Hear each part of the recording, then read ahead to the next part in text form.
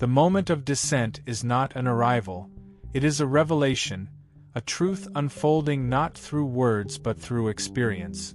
The symbolic presence of Trump witnessing your descent from the sky does not describe a literal event.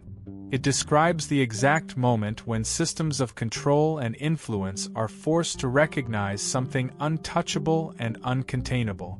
Your descent is the admission of something greater than what any institution can shape.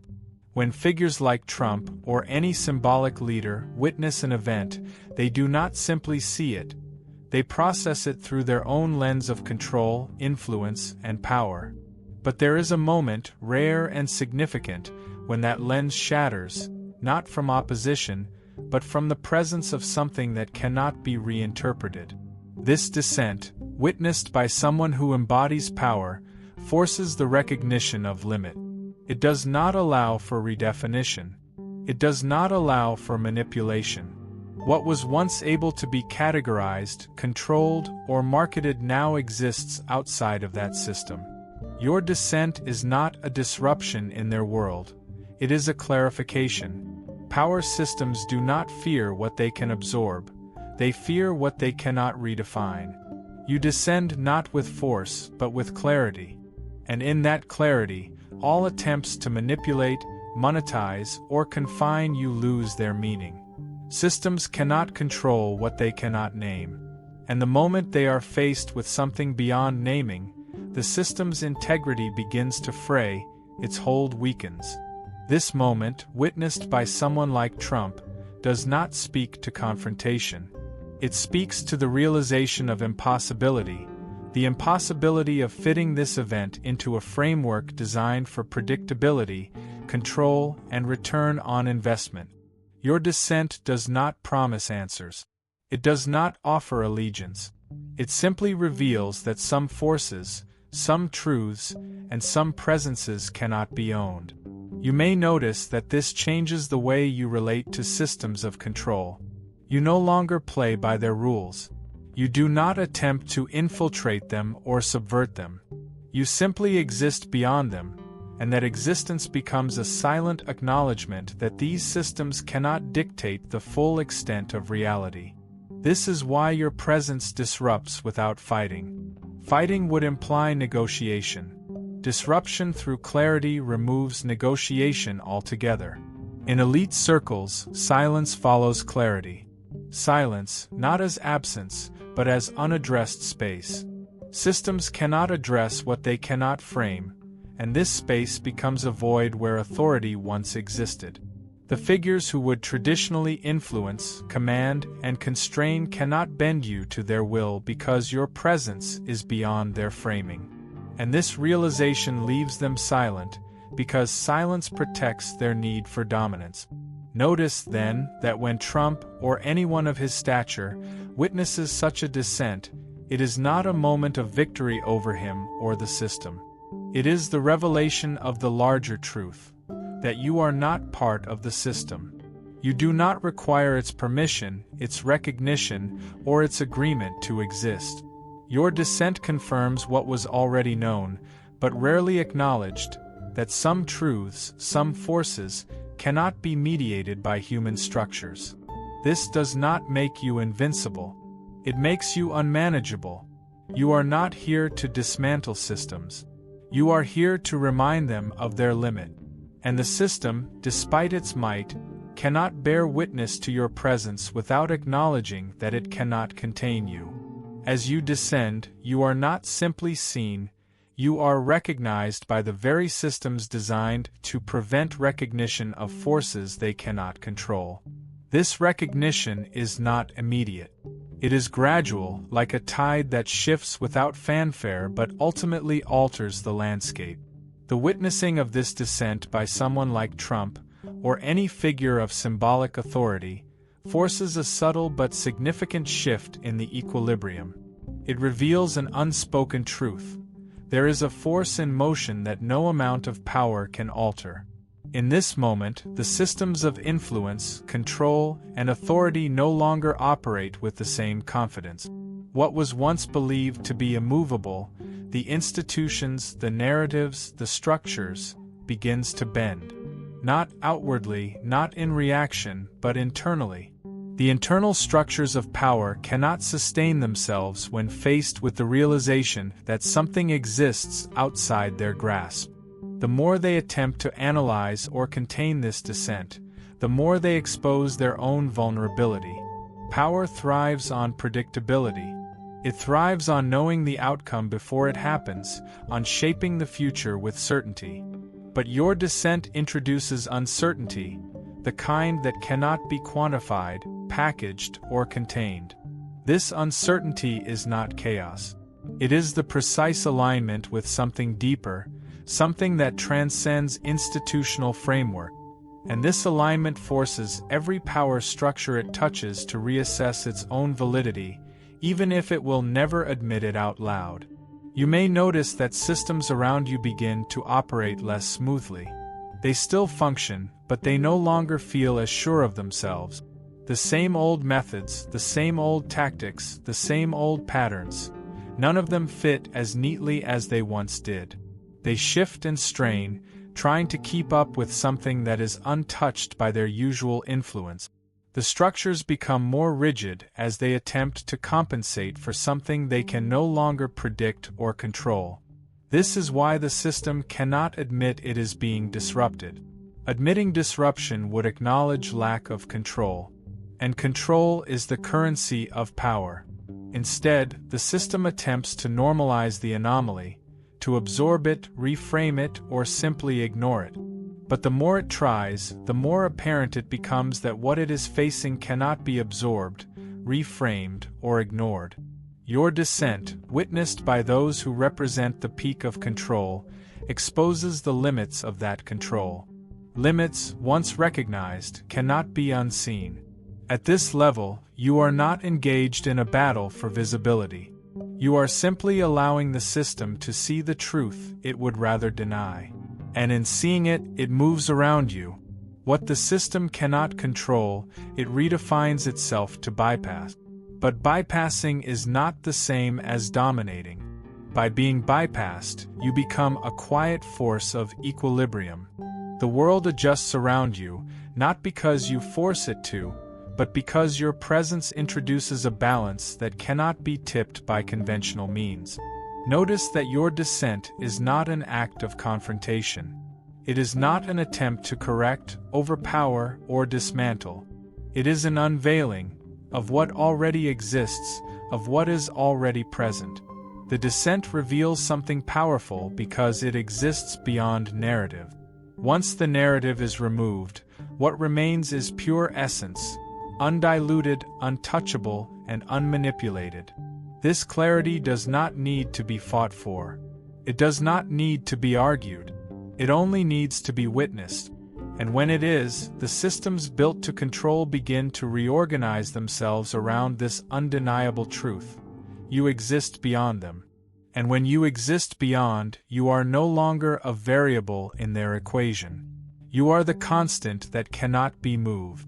After the witnessing comes recalibration. Not announcement, not reaction, adjustment. Systems rarely respond to what they cannot control with confrontation. They respond with internal realignment.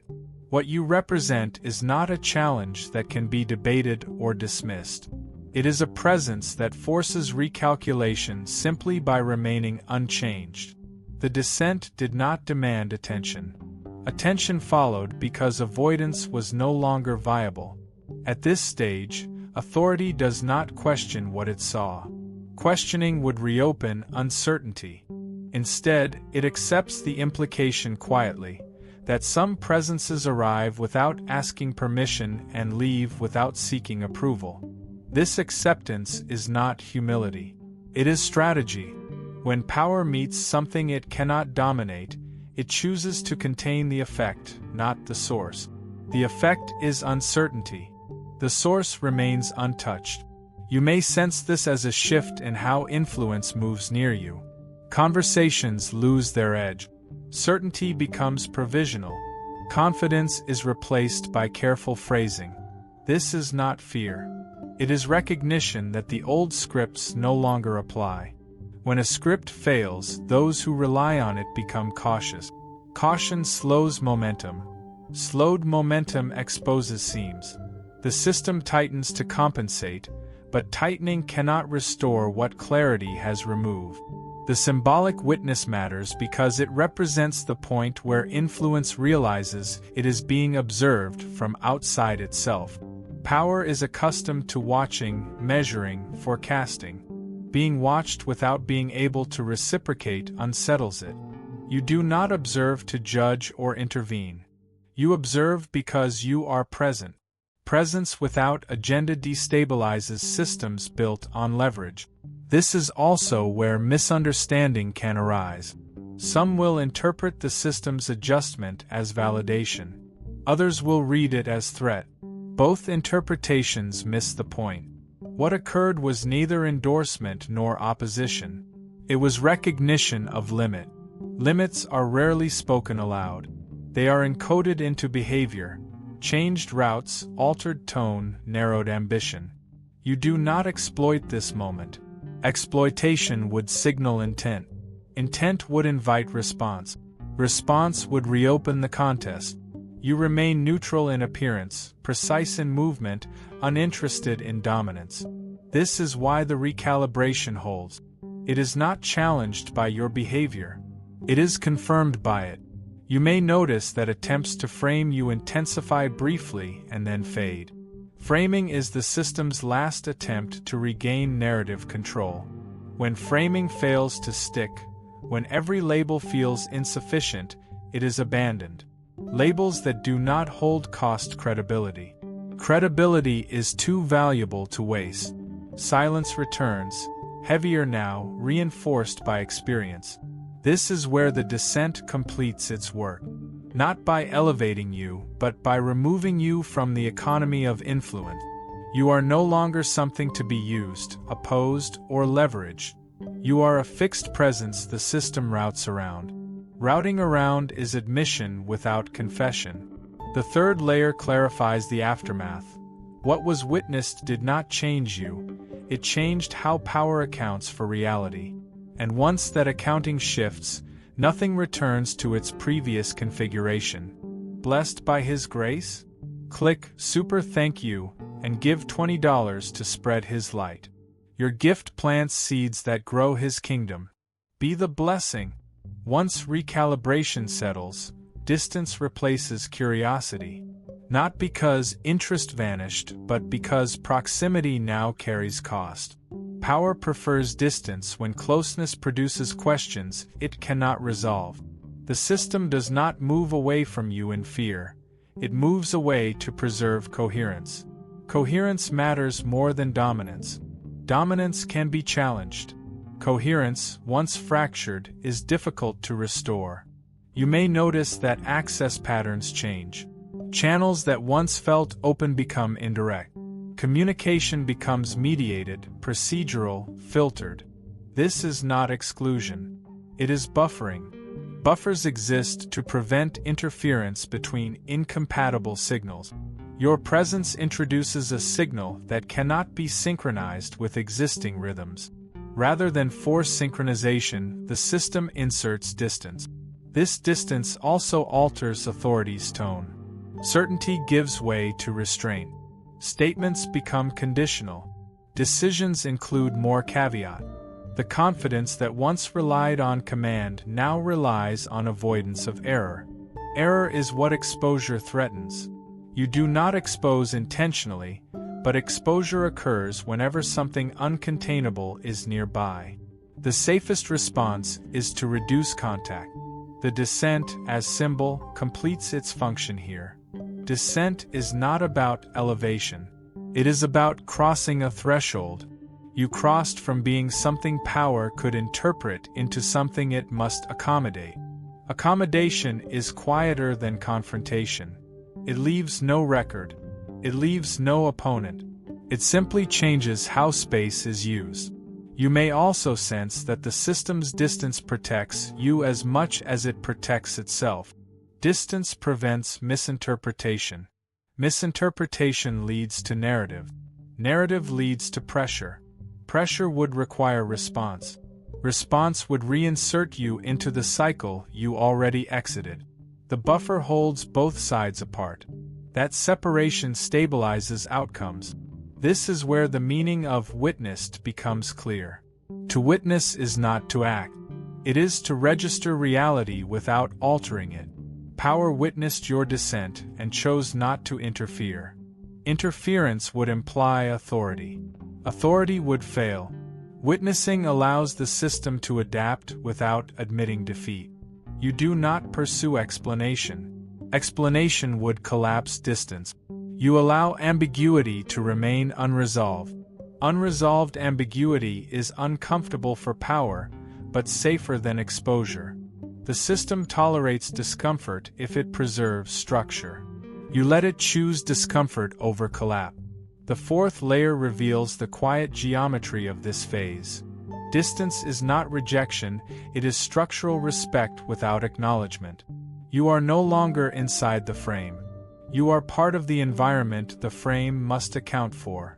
And once something becomes environment, it is no longer questioned, only navigated.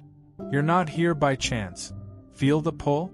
Tap join to unlock truth, purpose, and a tribe that gets it. This is more than a membership, it's your calling.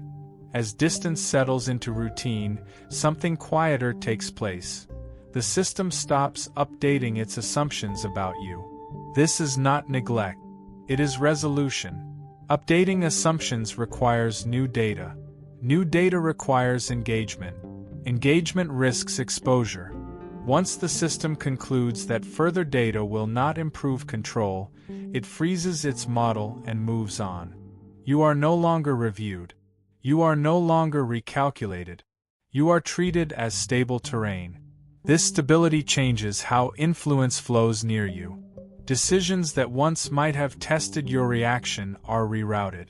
Authority does not probe. It plans elsewhere. The absence of probing is not kindness. It is efficiency. Power spends its attention where marginal gains are possible. Around you, gains have flattened. What remains is maintenance of distance, not escalation of pressure. You may feel this as a thinning of contact rather than a severing. Nothing dramatic ends. Things simply stop beginning. Invitations lose urgency. Requests arrive already narrowed. Conversations avoid certain contours without naming why. This is the clearest signal that you have exited the system's incentive loop. Incentives require leverage. Leverage requires hooks. You provide none. The symbolic witness matters here because it marked the last point of active assessment. After witnessing comes accounting. After accounting comes shelving. Shelving is not dismissal. It is classification as non-operational. Non-operational elements are not attacked. They are not promoted. They are left undisturbed to avoid unintended effects.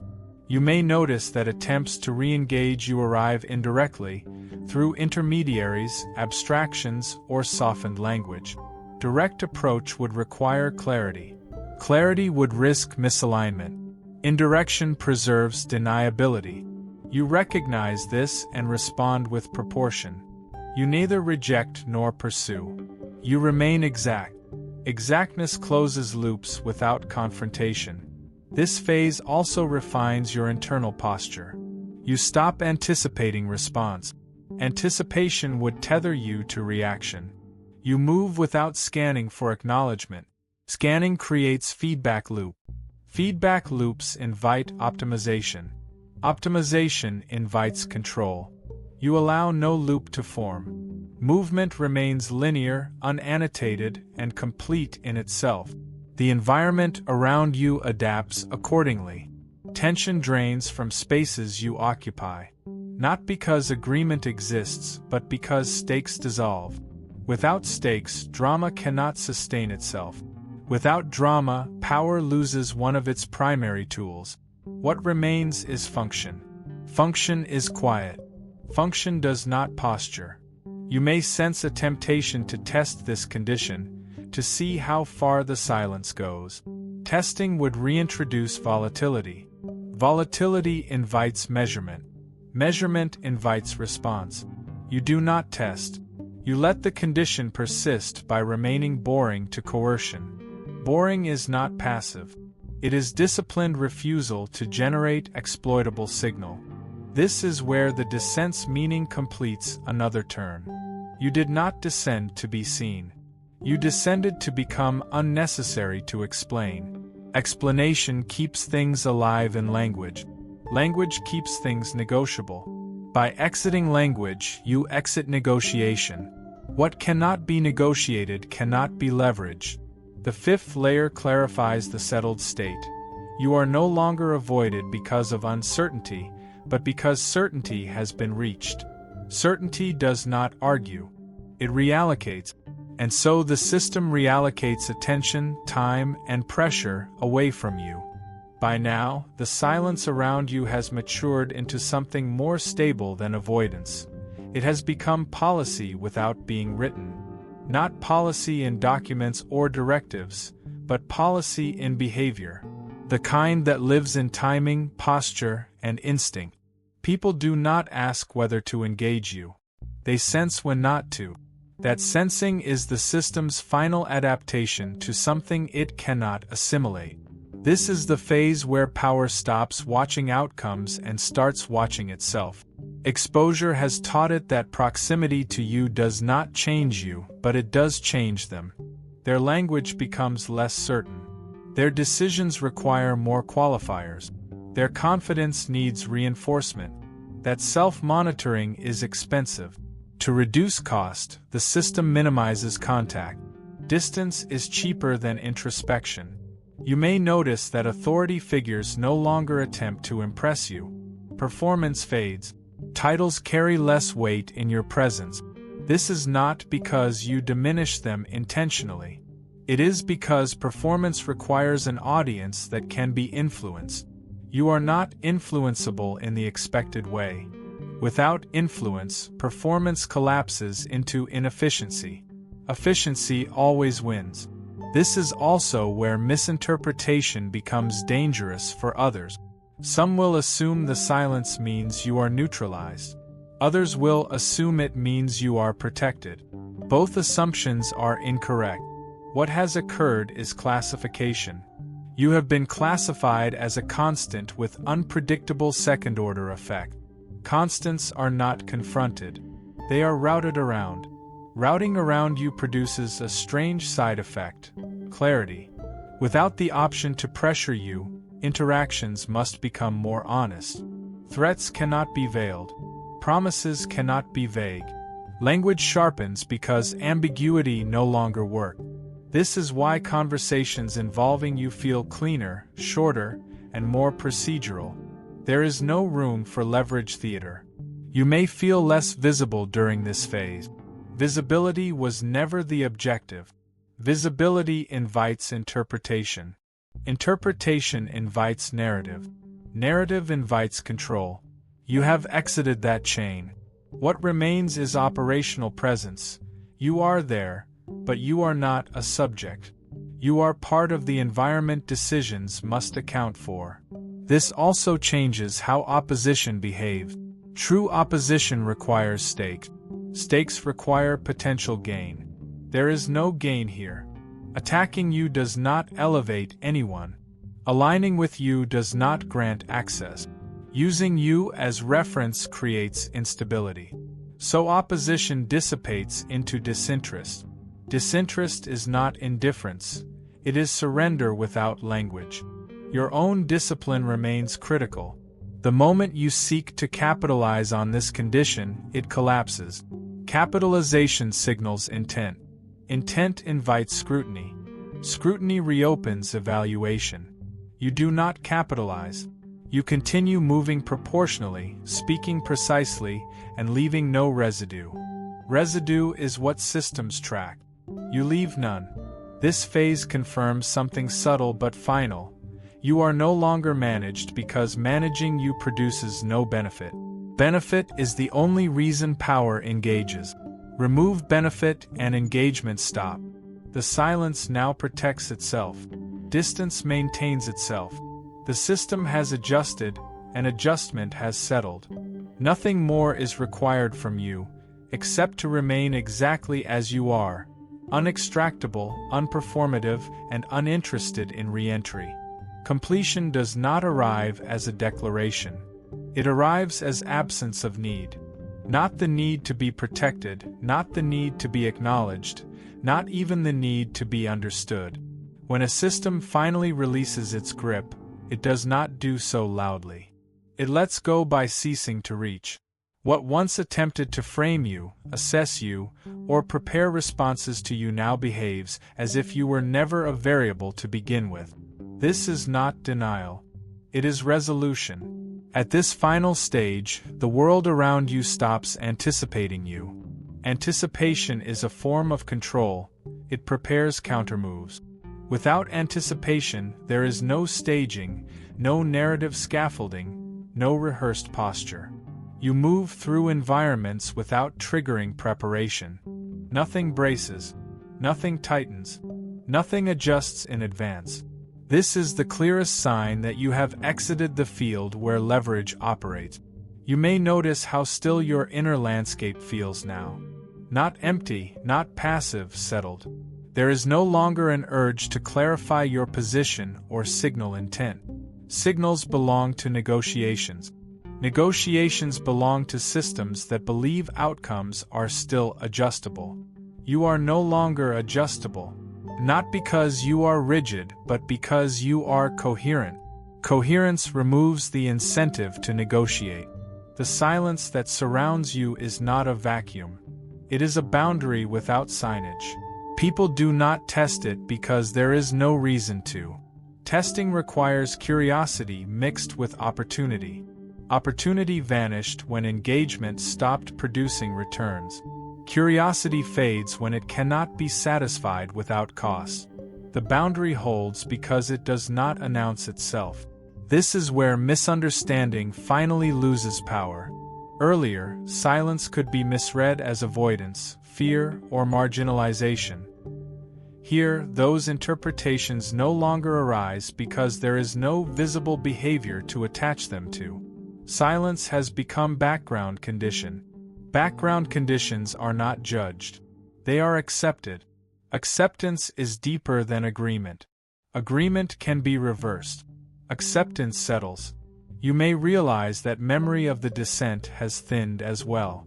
Not erased, not denied, no longer referenced. Reference keeps things alive in language.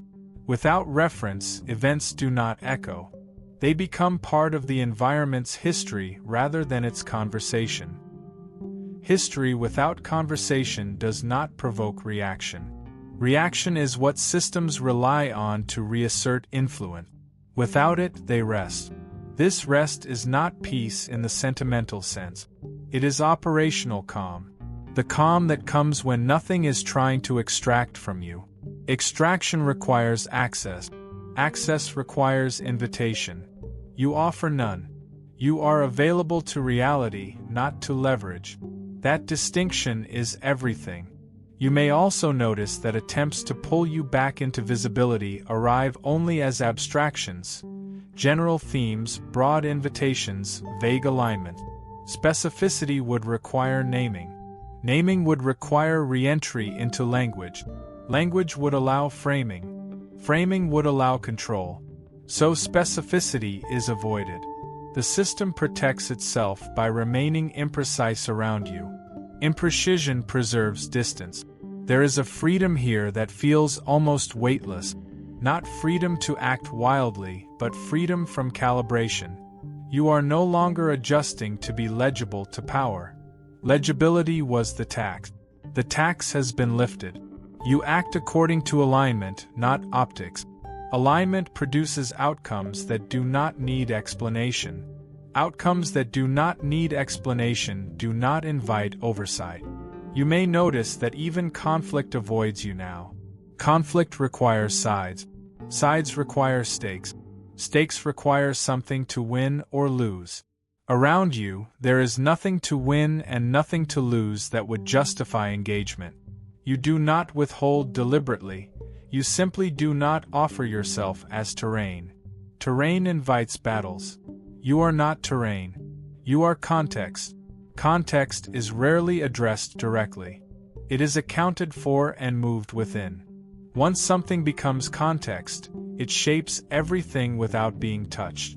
This is the final inversion. You do not influence by acting upon the system adapts by acting around you. Adaptation is quieter than reaction. Quieter adaptations last longer. You also gain an unexpected clarity about responsibility. You are not responsible for the system's choices, nor for its avoidance of you. Responsibility ends where extraction ends. You are responsible only for maintaining coherence. Coherence does not require vigilance. It requires honesty. You continue to speak when accuracy demands it, remain silent when noise would dilute truth, and move when movement preserves integrity. Nothing more is asked. At this point, even the idea of being seen loses relevance. Being seen was useful only while you were being assessed. Assessment has ended. There is no longer an audience to impress, challenge, or persuade. You do not disappear, you normalize. Normalization is the quiet end of scrutiny. The system's final gift is indifference, not the emotional kind, but the structural kind. Structural indifference means your presence does not alter calculations. Calculations no longer include you. Inclusion would imply potential leverage. There is none. The math no longer changes when you enter the room. This is the completion that cannot be celebrated because celebration would reintroduce language. Language would reopen the file. The file is closed because it no longer produces value. Closure without ceremony is the strongest closure of all. You continue forward without annotation, without echo, without need for return. The descent did not elevate you above others. It removed you from the circuits that require elevation to function. What remains is simple, durable, and unremarkable in the best sense. Movement without resistance, presence without negotiation, clarity without announcement. Nothing presses against you now. Nothing reaches for you. Nothing needs to. You are not protected. You are unavailable to manipulation. And that condition, once established, does not fade, because there is no mechanism left that could reverse it.